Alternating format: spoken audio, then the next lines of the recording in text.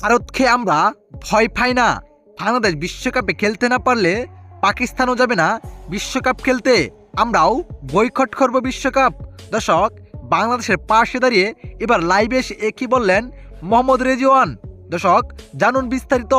দর্শক, এরই মধ্যে পাকিস্তান দল জানিয়ে দিয়েছে আইসিসিকে, বাংলাদেশ যদি বিশ্বকাপে খেলতে না পারে তাহলে পাকিস্তান দলও বিশ্বকাপে খেলবে না।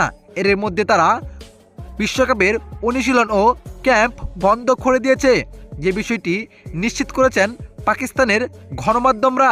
এরই মধ্যে দর্শক, এবার শুরু হয়েছে নতুন নাটক। লাইভে এসে মোহাম্মদ রেজওয়ান বলেন, ভারতকে আমরা ভয় পাই না, বাংলাদেশ ছাড়া আমরা বিশ্বকাপ খেলতে যাব না। যেটাই হোক, বাংলাদেশকে নিয়ে আমরা বিশ্বকাপে খেলতে যাব।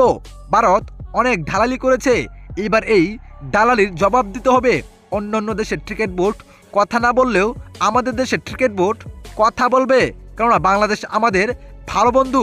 তাই বাংলাদেশকে ছাড়া আমরা বিশ্বকাপে খেলবো না।